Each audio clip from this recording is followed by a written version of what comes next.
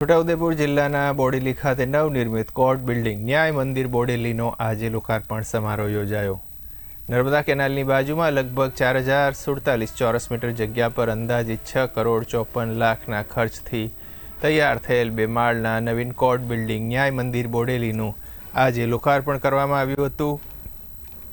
જિલ્લાના વહીવટી ન્યાયમૂર્તિ વિમલ કે વ્યાસના કરકમલો દ્વારા રિબિન કાપી દીપ પ્રાગટ્ય સાથે ઉદ્ઘાટન કરી લોકાર્પણ કરવામાં આવ્યું। ત્યારે નામદાર છોટાઉદેપુરના મુખ્ય જિલ્લા ન્યાયાધીશ M.J. પરાશર તથા એડિશનલ ડિસ્ટ્રિક્ટ જજ S.P. શંકર તેમજ બાર કાઉન્સિલ ઓફ ગુજરાતના વહીવટી ચેરમેન, બોડેલી બાર એસોસિએશનના પ્રમુખ સાથે વકીલો મોટી સંખ્યામાં ઉપસ્થિત રહ્યા હતા।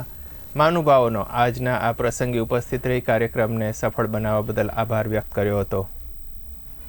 કે બોડેલીના આંગણે સુવર્ણ ઉત્સવની ઉજવણી થઈ। આજે નામદાર બોડેલીની નવીન કોર્ટ બિલ્ડિંગનું જે ઉદ્ઘાટન છે એ નામદાર જસ્ટિસ શ્રી V.K. વ્યાસ સાહેબના વરદ હસ્તે આજે કરવામાં આવ્યું અને આ બિલ્ડિંગ ખુલ્લું મૂકવામાં આવ્યું। આ બિલ્ડિંગની અંદર 4 કોર્ટો બેસવાની છે।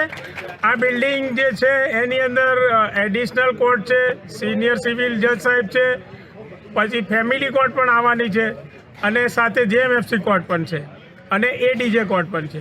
તો ટૂંકમાં એવું કહી શકાય કે જે પણ વ્યક્તિઓ ન્યાય મેળવવા આવે છે તેઓને સરળ ન્યાય મળી રહે અને એક જ જગ્યાએ 3 કોર્ટો અહીંયા ગાડી ઊભી થાય એ ખૂબ સારી વાત છે।